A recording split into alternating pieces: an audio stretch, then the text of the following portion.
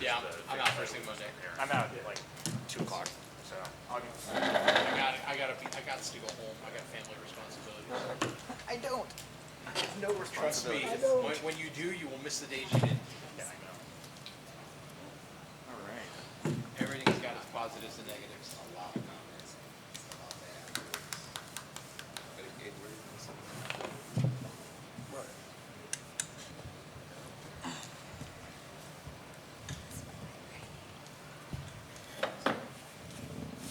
All right, so here we are. 24 hours out. Whoa, oh my goodness.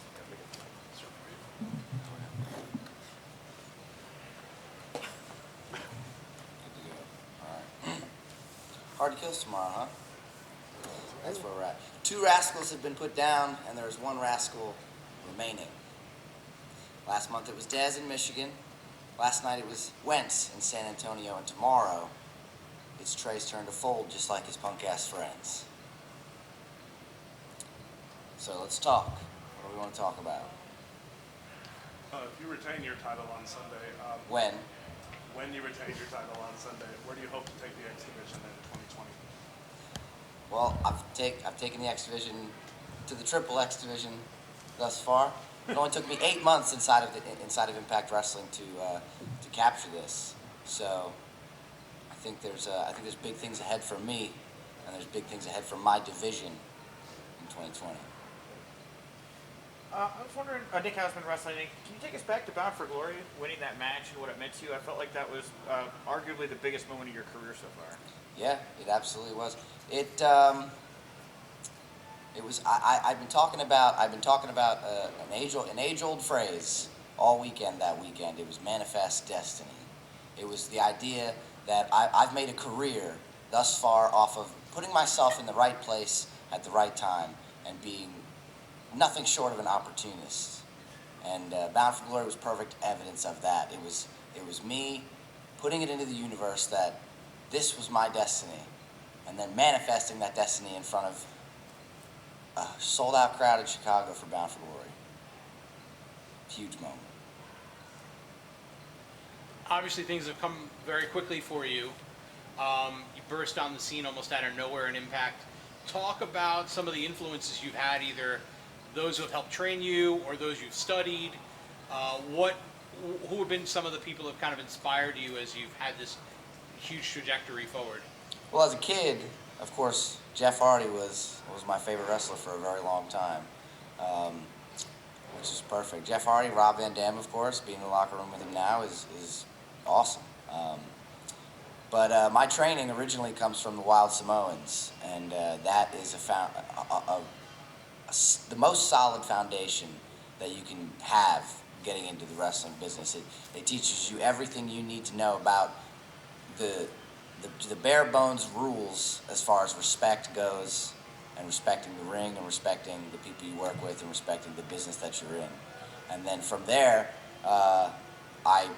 my views were broadened when I started spending more time on the East Coast with Combat Zone Wrestling and everybody that came with that. And then it's been I don't like to stay anywhere for more than like a year and a half. So I like to just change my environment, change the people I'm learning from, just change it up always, because you can never learn enough. I would be remiss if I didn't ask, as a follow-up to that, is how long do you see yourself with Impact Wrestling, if that's the case? Well, I'm signed for at least 3 years, and I'm only 9 months into that now, so we've got time. I'm going to be here for a long time. Miranda Morales from thechairshot.com. So you mentioned that you are taking the X Division into a new direction. And some would say that that's kind of distracting from the core of what the X Division is historically.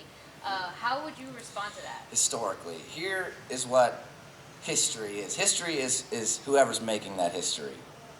Am I wrong? And I'm making that history now. So this division is whatever I say this division is. So historically, it doesn't matter. What matters is me right now. We've seen you run with Reno Scum in the past. is it possible they can make an appearance to secure a title win for you on Sunday? Do you think that I need them to secure a title win on Sunday? Is that what you're saying? No, I'm not That's saying. not what you're saying? All right. Well, there's some good friends of mine. So if I need them, should the Rascals decide that they need to help their boy out, well, I've got my boys as well. You mentioned not wanting to sit around for too long. Innately, where does that come from within you, like that got to keep moving attitude? That's just kind of been a habit of mine since I was a kid. I could never be involved in enough activities. I could never sit at home and just like play video games or whatever. You know, it was always I did musical theater, I skateboarded, I practiced parkour. Like I just had anything that interested me artistically. I invested as much time as I possibly could in from morning till night. It was I hardly spent any time at home. I would stay at friends' houses more often than not, just because I liked to constantly be. It's all about the experience for me. It's experiencing life and everything life has to offer. So I constantly putting myself in the right place at the right time, as I said earlier, putting myself in a place to experience all that I can. So that carried right over into wrestling when I got into wrestling, and I spent a year and a half with the Samoans, and then spent a year and a half kind of traveling the East Coast, and then went to the Midwest, where I've been for almost 2 years now. So, you know, it's just got to keep moving. Can I ask what your background in musical theater is? Like, I'm kind of interested to know what roles you played. If it wasn't professional wrestling, musical theater is probably what I would be most into right now. I started it middle school, I think. Yeah, it was middle school. I did my first show, and I've been in 14 productions. Yeah, 14 productions since then, on-stage productions. If I had time for it right now, I would still do community theater whenever I could, if it was possible. But I just do not have the kind of time for that right now. But hopefully that's something I'll be able to keep around in my life. What's your favorite role? Do you have a favorite musical theater role? Well, Titanic was a very emotional show to be a part of, especially because that was my senior year of high school. So real tears on stage, because like me and my senior class, like we were saying goodbye to each other essentially. It was the last time we were going to be on stage together, and we had been doing shows together for how many years since then, since dating back to middle school. So Titanic was a really very emotional one to get into. I also got to do Les Mis, which is a classic through and through. Were you Jean Valjean? I was not. I was what did I do in Les Mis? I was one of the revolutionary guys, and then I usually did a couple different roles in every show that I did, especially because I was one of the few guys that was able to dance well. So they would always put me in positions to do that, and the acrobatics always got to come into play during musicals as well. They always gave me a chance to get my acrobatic stuff in while I was doing the shows.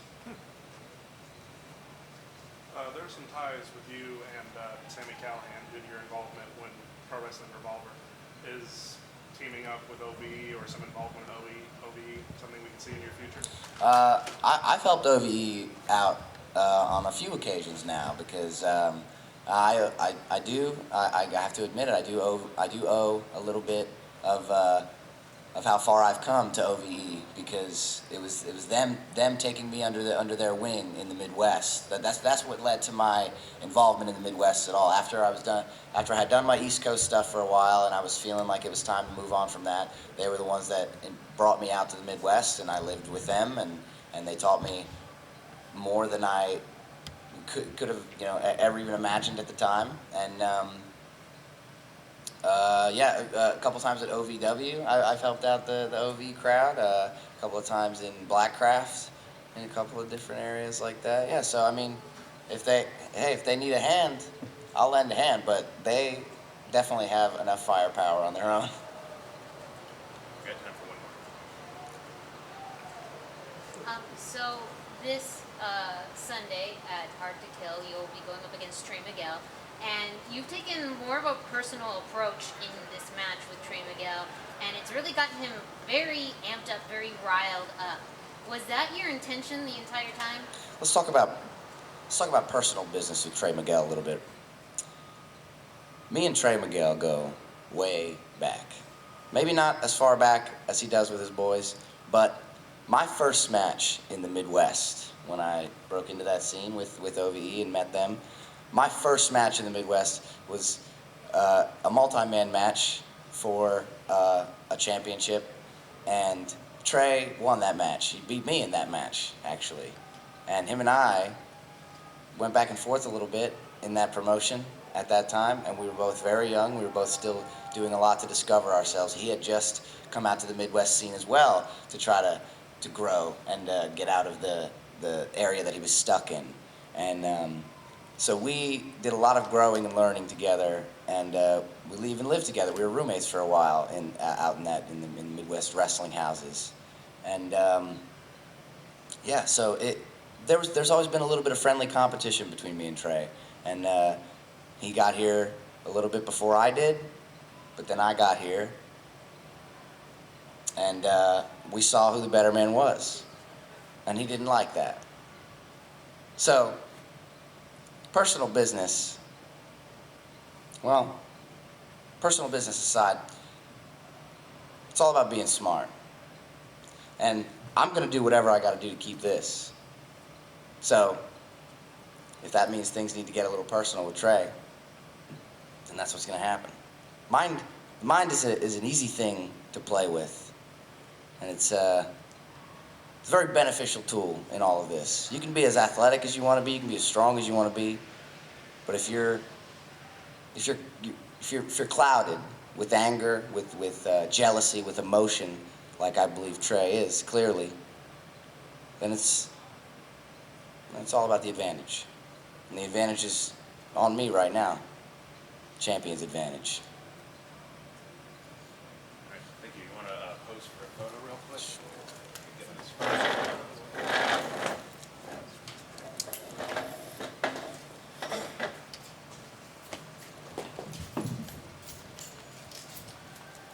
Yeah, just right there in the center. Thanks, brother.